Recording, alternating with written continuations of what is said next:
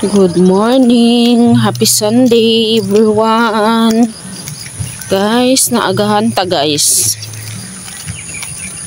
Naagahan ko sa bayan sila sang pinsan ko guys. Luoy po ang mga labor kay nabuntagan po sila. Wala nakakarga og palay kay nanguli ang mga labor kay natulog pa. Las 4 na siguro yun sila nakaabot. Gikan sa area. Kawawa talaga mga labor kaya nabuntagan po ko yung taon, kaya pauwi na ako sa bahay namin kay magsimba muna ako. Happy Sunday, simba tayo guys. May fogs guys.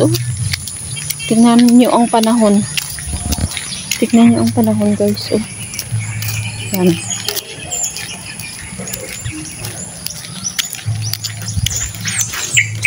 5:30 ng umaga. 5:30 na guys. Musta na ang lahat guys? Laban pa rin guys. Padayon pa rin guys. Padayon lang guys. Huwag lang susuko.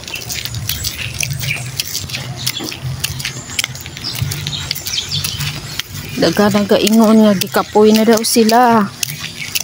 Kay dugay na daw sila vlog. Wala gyapon sila na monetize. Wala pa daw sila sweldo. Star lang ang tools nila. So wala man po'y naghahatag og star. So wala gyud sahod. Nag-all po ang uban kay walay content monetization. Kay ang tools nila in stream ads on reels.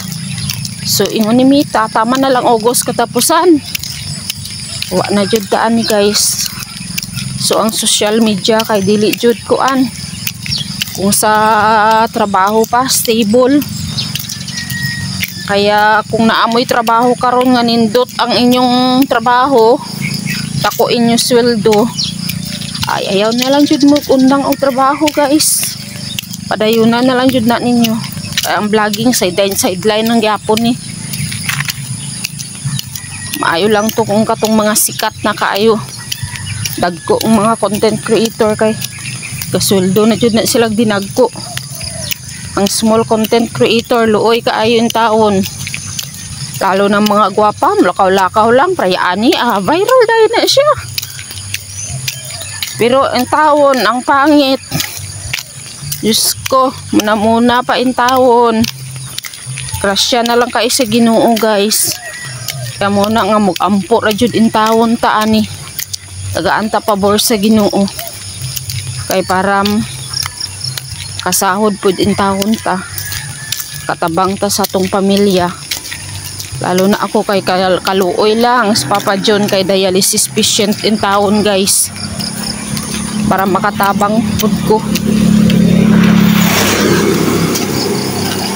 Luoy ang ating dialysis warrior kay dili na unta nato na patrabahoon sa balay lang para kaluyan sa Ginoo maayo.